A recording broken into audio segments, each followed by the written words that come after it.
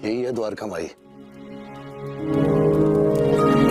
ठहरो, जूते ही बाहर उतारो। बाहर? बहुत कीमती है मेरे जूते, अगर कोई उठा ले गया तो, या फिर किसी ने गंदा कर दिया तो? क्या सोचने लगे, जल्दी चलिए। हाँ। प्रणाम साईं। साईं ये मेरे पुराने मित्र हैं, हरि कानोबा, आपको बहुत मानते हैं। बड़े समय से आपसे मिलना चाह रहे थे, आज पहली बार मौका मिला है। प्रणाम साईं। प्रवचन शुरू होने वाला है, बातें बाद में करेंगे। आप दोनों वहीं पीछे बैठ जाओ। आओ। साईं मैं आगे बैठना चाहता हूं, और वैसे भी मैं पहली बार आया हूं। लेकिन ये तो यहां रोज आते हैं, और वैसे भी ये पहले से भी बैठे हुए हैं।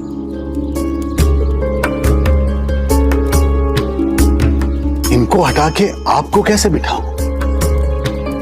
साईं इस महामारी में किसी भी बात का ख्याल न करके मैं आपसे मिलने आया। अब इतना जोखिम आपके लिए हर कोई थोड़ी ना उठा सकता है, उस नजरिए से मेरा हक ज्यादा हुआ ना साईं।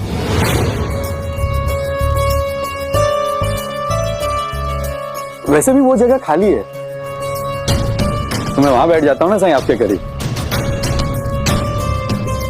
कानोबा, वो जगह भाईजान का और पार्वती बहनों की है, वो वहां बैठते हैं।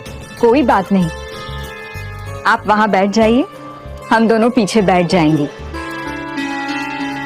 नहीं भाई साहब, कानोबा ने एक बहुत ही दिलचस्प बात कही कि किसका हक ज्यादा है। तो क्यों ना आज वो आजमा कर देख ही ले।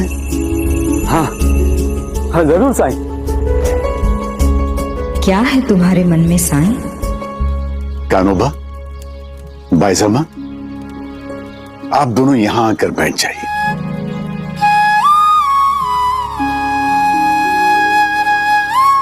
आप दोनों को पूरे प्रवचन में दिया बुझने नहीं देना है। जिसका दिया नहीं बुझा उसका हक ज्यादा। ठीक है साईं। इसका कुछ नहीं हो सकता, यहां भी प्रतिस्पर्धी हो रहा है। चलो प्रवचन शुरू करते। आज मैं सबको दिखा दूंगा कि मैं कितना बड़ा भक्त हूं। बाहर मेरे जूते तो सही सलामत होंगे ना?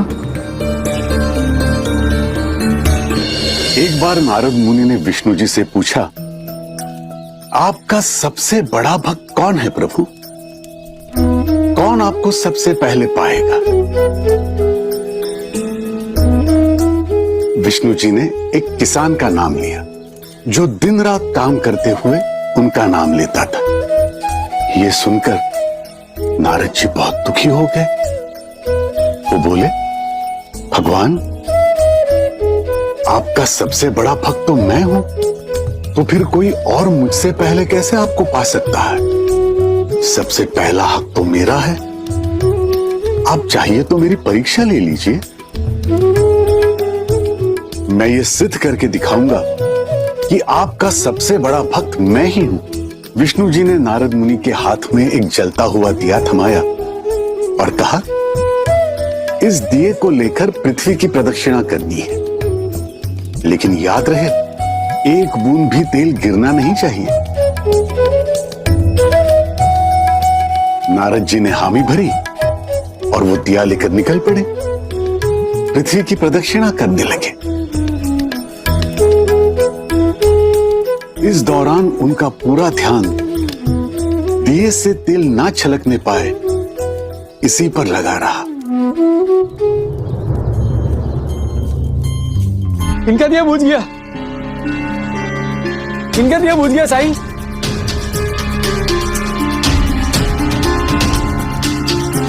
तो अब ये तय हो गया कि आप पर हक किसका ज्यादा है। हाँ, बिल्कुल तय हो गया। कि बायजा मां का हक ज्यादा है। कैसे? मेरा दिया तो जल रहा है, इनका दिया बुझ गया।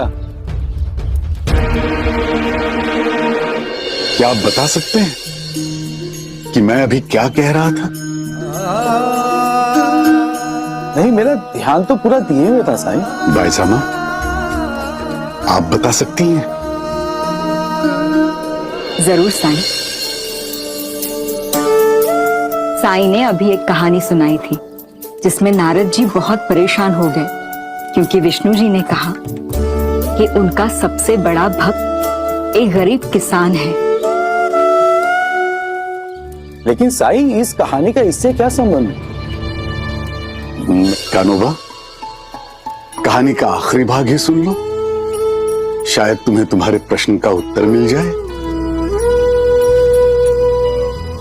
दिए को संभालने में नारद मुनि इतने खो गए कि हर वक्त नारायण नारायण कहने वाले नारद मुनि विष्णु नाम का स्मरण तक भूल गए। प्रदक्षिणा पूरी करने पर जब वो वापस पहुंचे तब विष्णु जी ने कहा, अब समझे आप कि वो किसान श्रेष्ठ क्यों है? कोई भी काम हाथ में हो, वो मेरा नाम लेने से नहीं चूकता,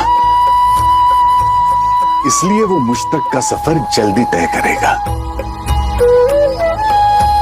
अब समझे कानोबा? नारद जी दिए में इतना खो गए कि विष्णु नाम का स्मरण विस्मृत कर बैठे। और तुम इतनी दूर से मुझसे मिलने आए, लेकिन इस दिए और अपने जूते में इतने खोए रह गए कि मेरी बात सुनी ही नहीं।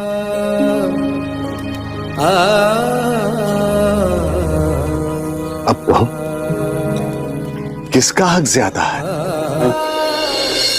आपने एक पल में मेरा सारा अभिमान चूर चूर कर दिया। मुझे माफ कर दो साईं, मैं आपकी बात समझ गया। आज के बाद मैं किसी बात का घमंड नहीं करूंगा। अपने मन में हमेशा ईश्वर को रखूंगा, गुरूर नहीं। ये साफा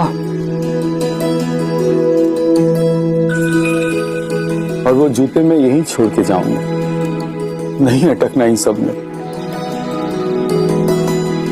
मेरे लिए तो खादी की टोपी और सस्ती मोजड़ी ही काफी है। राम जी भला करें। कानोबा, ये सब त्यागने की जरूरत नहीं है। अपनी पसंद की चीजें खरीदने में कुछ भी गलत नहीं है, लेकिन तुम जो खरीद सकते हो उस क्षमता के लिए खुद को श्रेष्ठ समझना सही नहीं है। पैसे कमाने में कोई गलत बात नहीं है, लेकिन उसका गुरूर तुम्हें मुझसे ही नहीं, ईश्वर से भी दूर ले जाएगा कानोबा।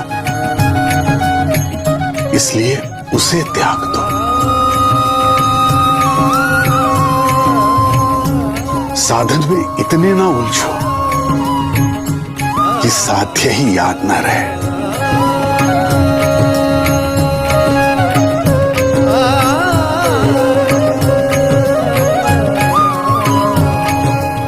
और यही चीज जीवन की हर बात में लागू होती है।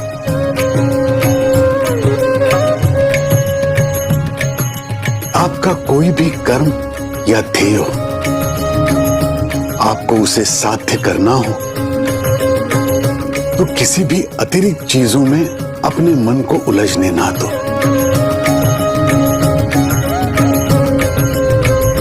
कठिनाइयां आएंगी, लेकिन कठिनाइयों में उलझकर अपनी मंजिल को मत खो।